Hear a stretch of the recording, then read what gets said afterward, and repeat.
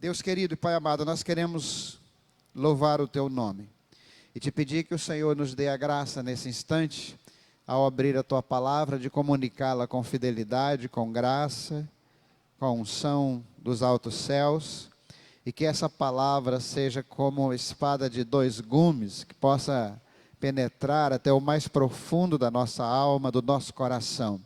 Aquieta o Teu povo, aquieta as crianças que hoje vão ficar aqui conosco. Ajuda os pais a terem autoridade, sabedoria, para não só segurar essas crianças perto de si, mas também ajudá-las a prestar atenção e aprender com a palavra que será pregada. Nós pedimos desde já por todas as partes desse culto que ainda virão pela frente, inclusive pelo nosso jantar missionário, pelo alvo que temos agora colocado diante do Senhor para o sustento dos missionários. Tudo isso nós te agradecemos e pedimos em nome de Jesus. Amém. Abra sua Bíblia em Apocalipse e ajude aí mesmo, pessoal, ajude mesmo a acessar todo o movimento. Pessoal de trás, aí, o pessoal lá da cozinha, lá da porta, peço para todo mundo se aquietar. Enquanto tiver gente andando, eu não posso começar a pregação da palavra. Nós temos por necessidade toda a quietude possível. No final dessa palavra vai ter um videozinho, não sei se está preparado aí. Gostaria de estar preparado, né, Janderson? Ok, todo mundo quietinho no seu lugar? Posso começar? Ainda não, vamos esperar os irmãos se assentarem, procurarem seu lugar. Tem problema, até meia-noite é domingo. Muita gente andando ainda. Por favor, procure seus lugares.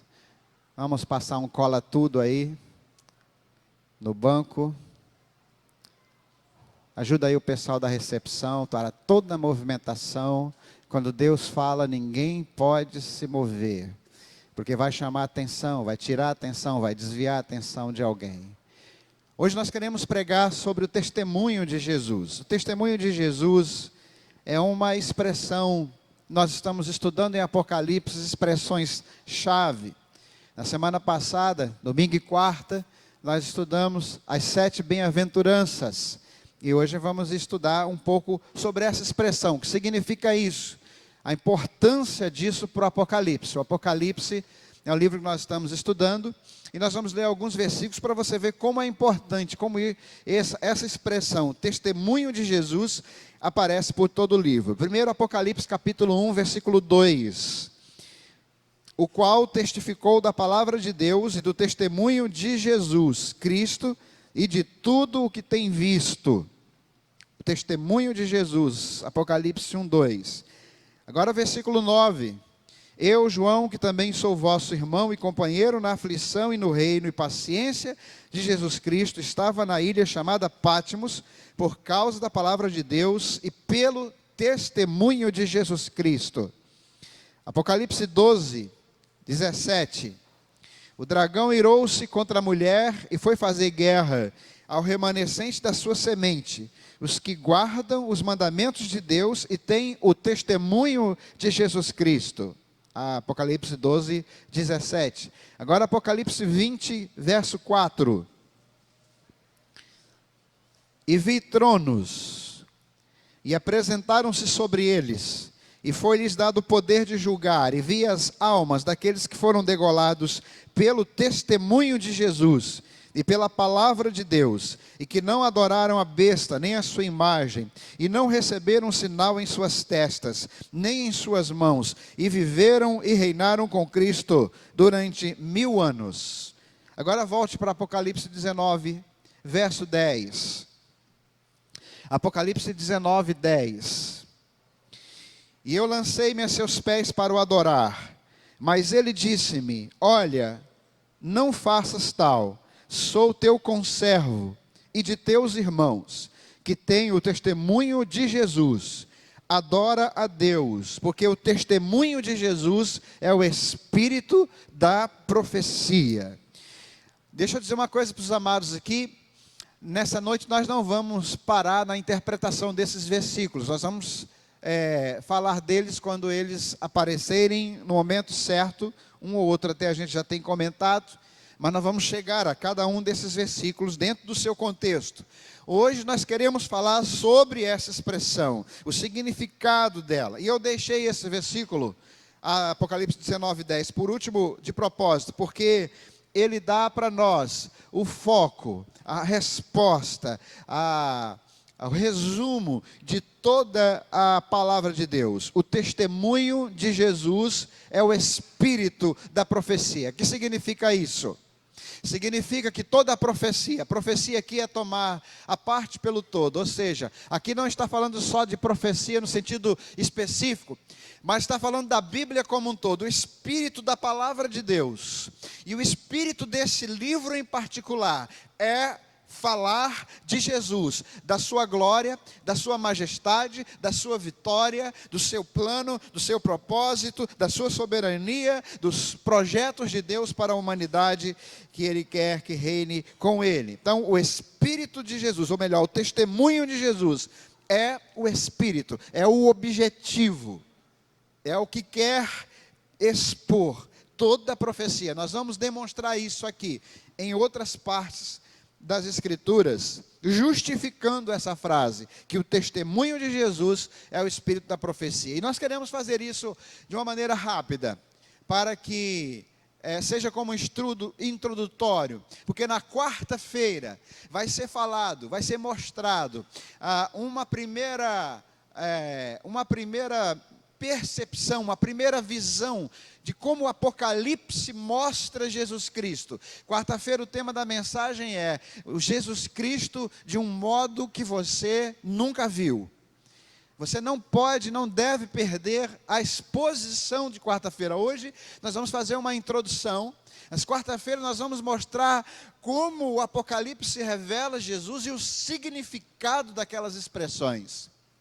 O significado delas para nossas vidas. Vai ser muito importante que você não perca, como eu disse, cada palavra, cada dia, no domingo e na quarta, é uma peça de um quebra-cabeças que está sendo construído para que você entenda o Apocalipse. Por isso, o tema da nossa exposição no livro todo é Entendendo o Apocalipse, uma carta de Deus aos seus amigos. Isso é o nome da série.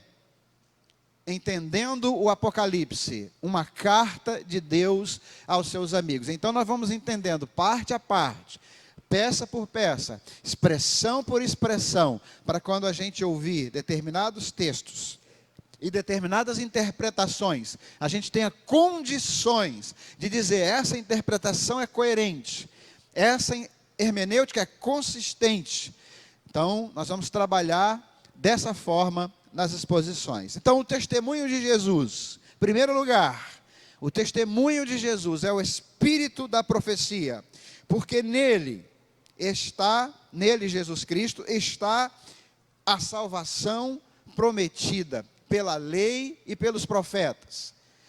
O testemunho de Jesus é o espírito da profecia, porque nele está a salvação, nele reside a salvação prometida pela lei e pelos profetas. A salvação da qual nós falamos foi profetizada na palavra. E aí a gente abre a Bíblia ou contempla no texto ali, João capítulo 5, versículo 39 e 40, estas palavras de Jesus: vocês examinam as Escrituras, porque cuidam ter nelas a vida eterna, e são elas que de mim testificam, e não quereis vir a mim para terdes vida. Jesus estava falando para os judeus que o refutavam. Jesus estava falando para a gente que dizia, você não é o Messias. Jesus estava falando para a gente que dizia, nós não acreditamos que você é quem você diz ser. E Jesus fala, eu acho muito interessante isso, porque vocês leem as mesmas escrituras que eu leio, vocês são conhecedores dessas escrituras, são elas que testificam de mim, e vocês não vêm a mim para terem vida. Jesus afirma que as escrituras falam sobre ele. Jesus afirma que ele é o assunto, que ele é o tema das Escrituras.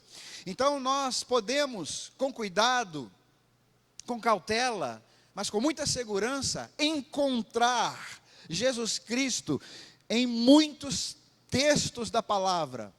E vamos encontrar Jesus Cristo em muitos salmos, chamados salmos messiânicos. E vamos encontrar Jesus Cristo em muitas profecias, chamadas profecias messiânicas. E vamos encontrar Jesus Cristo em muitos personagens, chamados personagens messiânicos. Ou seja, isso chama-se tipologia bíblica. É quando alguma coisa no Antigo Testamento tipifica Jesus Cristo no Novo. E ele diz, são elas que de mim testificam. Então, mesmo as pessoas que só têm o Antigo Testamento, orientadas pelo Espírito Santo de Deus, podem encontrar nele o Senhor Jesus. Em segundo lugar, o testemunho de Jesus é o espírito da profecia, porque ele, Jesus, é o cordeiro que venceu a morte. Se você examinar a Bíblia, especialmente o Antigo Testamento, de Gênesis a Malaquias, você vai ver um fio escarlate de sangue, um fio vermelho de sangue. A morte começa na palavra de Deus, quando ele diz aos nossos primeiros pais, se vocês comerem do fruto, do conhecimento do bem e do mal, do fruto que foi proibido, vocês vão morrer, com certeza vocês vão morrer. Eles cometem o ato de desobediência, a morte começa a reinar no mundo, e eles tentam consertar a situação vestindo uma folha de figueira, e Deus vem e faz uma roupa mais adequada para eles. E qual é a roupa mais adequada que Deus faz? É uma roupa de pele de cordeiro. Primeira morte nas Escrituras já foi a morte de um inocente, a morte de um cordeiro para servir de vestimenta para os homens. E a morte começa a reinar, os sacrifícios permeiam todo o Antigo Testamento. E a Bíblia diz que estes sacrifícios apontam para um cordeiro que iria fazer o sacrifício final, o sacrifício derradeiro, o sacrifício dos sacrifícios, o sacrifício após o qual nenhum sacrifício mais seria necessário. Em Lucas capítulo 24, versos 25 a 27, os discípulos de Emaús estão indo a caminho desta cidade, voltando de Jerusalém, e Jesus lhes aborda, e eles então têm uma conversa com Jesus, e Jesus lhes diz o seguinte a certa altura: ó nécios e tardos de coração para crer tudo o que os profetas disseram, porventura não convinha que o Cristo padecesse estas coisas e entrasse na sua glória? E diz o texto, começando por Moisés e por todos os profetas, explicava-lhes o que dele se achava em todas as Escrituras. Jesus relacionou textos das Escrituras, e aqui a expressão do escritor Lucas é em todas as Escrituras. Jesus conseguiu relacionar, provavelmente de um modo surpreendente, provavelmente de um modo inteligentíssimo, provavelmente de um modo que chocou aqueles homens, fazendo eles verem que estes textos sacrificiais, esses textos cruentos, os textos de morte, os textos de sangue, apontavam para o seu próprio sacrifício, e que era necessário, convinha que o Cristo padecesse estas coisas, antes de entrar na glória de Deus.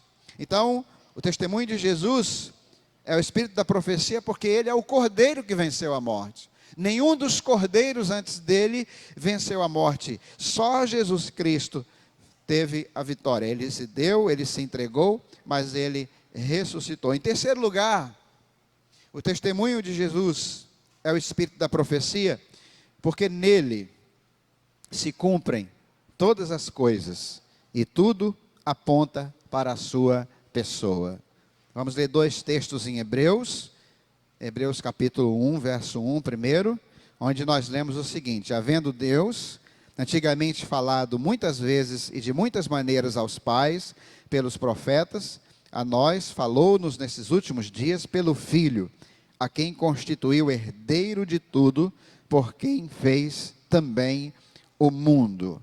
Hebreus capítulo 12 agora, versos 1 e 2. Portanto, nós também, pois que estamos rodeados de uma tão grande nuvem de testemunhas, deixemos todo o embaraço e o pecado que tão de perto nos rodeia, e corramos com paciência a carreira que nos está proposta, olhando para Jesus, autor e consumador da fé, o qual, pela alegria que lhe estava proposta, suportou a cruz, desprezando a afronta, e assentou-se à destra do trono de Deus.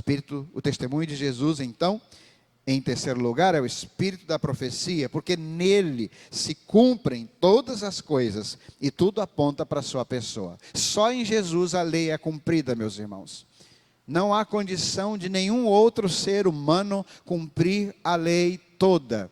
É interessante que aqueles que tentam viver pela lei saibam que não adianta cumprir uma parte da lei. A lei é íntegra. A lei ela é um todo indivisível. Então, se você está ali, quem é que cumpre, por exemplo, o resumo do resumo do resumo, os 10 mandamentos integralmente? Só para falar do resumo da lei. Se alguém acha que cumpre todos, provavelmente vai se quebrar no último, que fala: não cobiçarás. Quem nunca cobiçou alguma coisa? Então todos nós erramos em algum ponto, e a Bíblia diz que quem erra em um ponto, terá errado em toda a lei. O engano do homem é achar que era possível cumprir a lei. Por isso que os sacrifícios foram instituídos. Porque o homem não conseguiria cumprir a lei, os animais eram sacrificados, e Deus preparou um momento quando Ele mandou o seu próprio Filho. E este sacrifício definitivo, e este cordeiro final, Cordeiro de Deus, que tira o pecado do mundo, Ele cumpriu toda a lei. Ele cumpriu toda a lei. Agora, a salvação é baseada nesta verdade: a lei está cumprida por aquele que me justifica. Vamos repetir isso juntos? Isso é muito importante. Isso é uma afirmação teológica que tem sido extremamente ignorada e esquecida, até mesmo no meio evangélico. Essa palavra que diz: a lei, toda a lei foi cumprida por aquele que me justifica, é o que garante a minha salvação.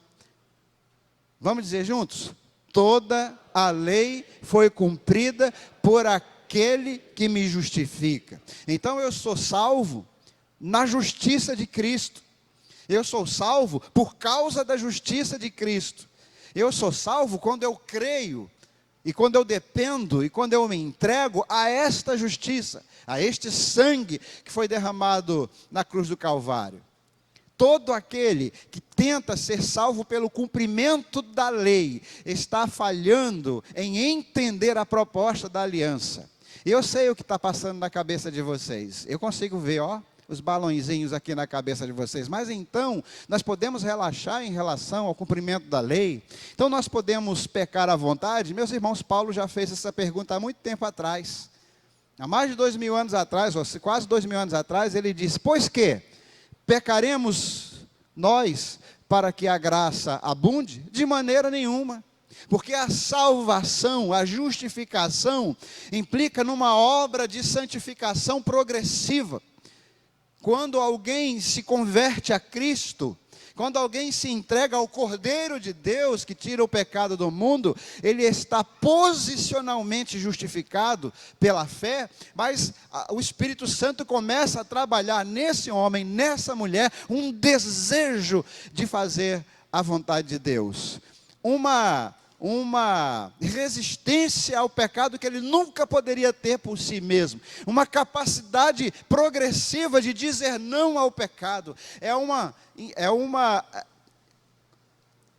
inversão completa daquilo que se que se aprende no Antigo Testamento. No Antigo Testamento eu procuro cumprir a lei, então eu não consigo, vou lá e ofereço um cordeiro como sacrifício. No Novo Testamento o cordeiro já foi oferecido e agora ele enviou o Espírito Santo a todo aquele que crê, para que este homem ou esta mulher que creu seja progressivamente capacitado a obedecer, para a honra e glória de Deus, não mais para ser salvo, mas sim porque foi salvo. Então, você quer saber se você é uma pessoa que teve uma experiência de conversão? Primeiro, você tem uma profunda tristeza pelo pecado. A tua tristeza pelo pecado não é mais culpa nem remorso. A tua tristeza pelo pecado é que você sabe que feriu alguém que te ama profundamente. Quando o crente peca Sim ou não?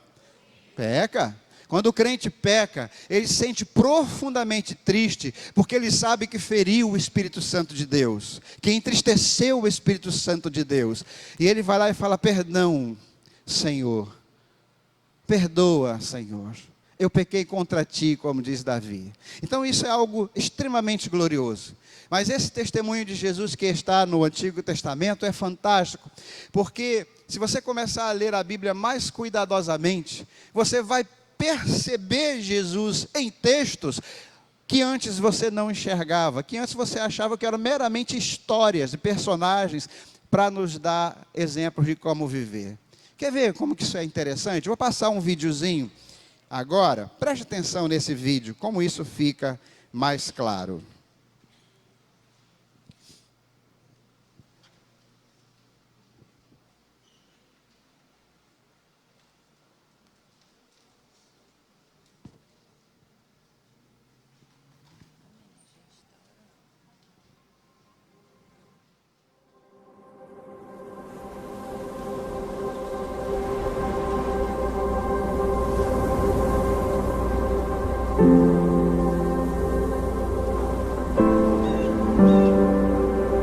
A Bíblia não é uma série de histórias desconectadas. Ela é uma única narrativa na qual cada história, cada personagem, aponta para além de si, para alguém maior. A história de Adão e Eva não trata apenas do primeiro homem e mulher. Há um Adão melhor e verdadeiro, que passou no teste do jardim e cuja obediência é atribuída a nós. Há um Abel melhor e verdadeiro, assassinado sem ter culpa, cujo sangue clama não pela nossa condenação, mas por nossa absolvição. Há um Abraão melhor e verdadeiro, que atendeu ao chamado de Deus para deixar seu lar e todo o conforto, partindo ao vazio e ali criando um novo povo de Deus. Há um Isaac melhor e verdadeiro, filho da graça e da promessa, que não foi apenas oferecido por seu pai sobre o monte, mas de fato sacrificado por todos nós.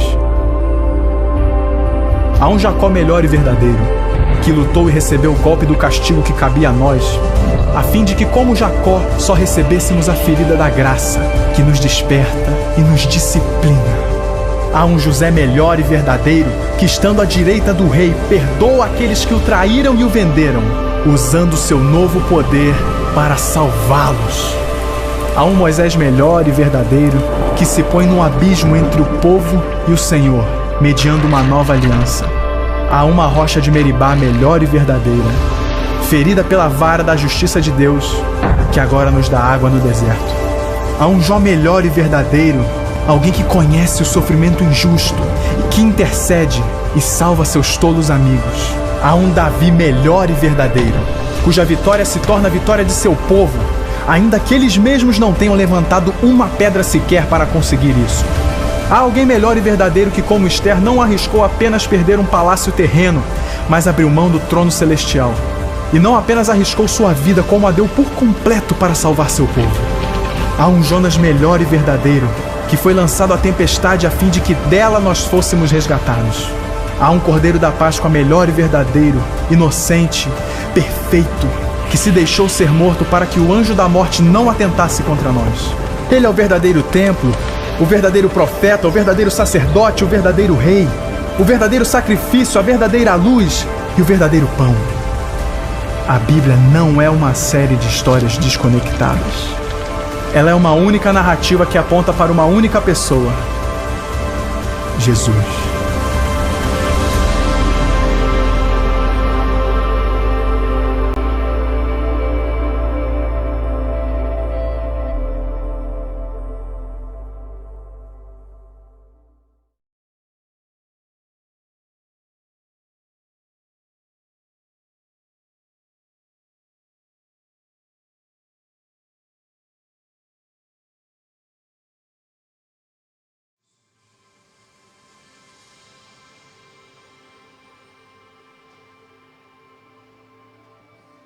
Amém. Isso. A Bíblia não é uma série de histórias desconexas. Ela é uma única narrativa que aponta para uma pessoa, Jesus. E o Apocalipse tem essa função de fazer essa ponte entre a proto-história, entre o início da história e o fim da história. Quarta-feira você vai ver Jesus de uma maneira que você nunca viu. Compareça, participe. Esse livro é um livro surpreendente e as pessoas têm feito muita injustiça ao Apocalipse, tentando torná-lo um livro absolutamente sensacional, inexpugnável, inacessível, quanto ele nada mais é do que uma carta de Deus aos seus amigos, dizendo: não se preocupem com o sofrimento que vocês passam agora, eu vou mostrar a vocês como vai terminar a história. Quem é de Jesus está em paz. Quem é de Jesus sabe como a história vai terminar. É essa mensagem que está sendo pregada no mundo todo. É essa história que está sendo pregada no país inteiro, por missionários no sertão, por missionários no sul, por missionários na Amazônia, através do nosso projeto aos ribeirinhos, por missionários nas ruas, nos guetos, pegando crianças, através da Cristolândia Criança, e jovens e adultos que estão adictos de drogas. É essa mensagem que está transformando vidas e mais vidas. E é por causa dessa mensagem que nós vamos nos levantar agora e oferecer a Deus o nosso melhor, porque cada oferta que você vai trazer não é uma oferta em dinheiro, não é apenas um recurso financeiro que vai ser colocado, mas sim é uma oferta de você mesmo. É algo de você mesmo, é você dizendo: eu não posso ir onde esses homens e mulheres estão indo. Eu não posso estar nas Cracolândias em São Paulo. Eu não posso estar talvez nos pequenos rios entrincheirados dentro dessa mata amazônica. Eu não posso estar lá no sul agora, onde há a maior resistência do país ao Evangelho, mas eu posso ajudar e sustentar as cordas de quem vai. E eu faço isso orando, eu faço isso contribuindo, e eu faço isso sendo o melhor crente que eu puder ser aqui onde eu estou. Nós vamos, nesse instante, convidar os irmãos a ficarmos em pé e termos esse momento de cumprimento de voto, de cumprimento de compromisso, que na semana passada fizemos. Quarta-feira, alguns de nós já entregamos a oferta que nós prometemos, e outros vão entregar hoje. Algumas pessoas não conseguiram, a oferta de algumas pessoas vai entrar só amanhã, não tem problema. O importante é que você participe. Nós esperamos que sua oferta já esteja devidamente identificada dentro de um envelope, e nesse momento nós vamos orar. As crianças, eu gostaria muito que as crianças participassem. E se você é pai, está com a criança, pai ou mãe, está com a sua criança aí, dê uma moedinha a ela para ela participar. Agora, uma notinha, qualquer coisa. Se não, olha, as crianças podem vir aqui, tem bastante moeda para as crianças pegarem, porque eu quero ver as crianças participando. Quero que elas participem, elas sintam que esse trabalho é delas, que elas sintam que Deus ama a ofertinha delas, o coração delas. Vamos orar nesse instante, irmãos, que essa mensagem pura do Evangelho, do testemunho da profecia, o testemunho de Jesus, é o espírito da profecia. Toda mensagem que não leva para Cristo, que não leva para a cruz, é uma mensagem distorcida. Se alguém está pregando salvação fora da cruz, está pregando outro evangelho. Jesus Cristo é a nossa salvação, Ele é o Redentor. Por Ele nós vamos, onde nós pudermos ir, para levar essa mensagem poderosa. Vamos orar nesse instante? Vamos ter esse momento de oração. Abaixe sua cabeça, consagre sua oferta agora, aquela que você já deu. Você acha que entregou o suficiente? Amém? Você está tranquilo no seu coração, que você não deu nenhuma esmola, alguma sobra, você deu realmente com amor, com carinho? Beleza? Consagre sua oferta, você vai completá-la hoje. Consagre. Nós estamos orando por enquanto, daqui a pouco começamos com as ofertas. Vamos orar. Pai querido, nós nesse instante te agradecemos e louvamos o teu nome, porque o Senhor é tão bom, e o Senhor preparou para nós um evangelho tão rico, tão maravilhoso. Nós te pedimos em nome de Jesus, que o Senhor nos dê a graça de continuarmos firmes, pregando essa mensagem, sem nos desviarmos dela. Por mais que ela possa parecer difícil, por mais que ela possa parecer loucura para alguns, mas o Teu Espírito Santo há de esclarecer o significado dessa mensagem no coração daquelas pessoas que o Senhor quiser salvar. Ó meu Deus, nesta hora, nós vamos trazer ao Teu altar as ofertas que prometemos, os nossos votos de participação, que nesse momento nós pedimos uma bênção toda especial, e que ainda hoje nós possamos ter notícia maravilhosa e alegre do alvo alcançado para missões nacionais. Nós pedimos que esse instante seja um instante de culto, seja um instante de alegria, seja um instante de bênção para a glória do Teu nome. Nós oramos assim em nome de Jesus, amém e amém. Enquanto nós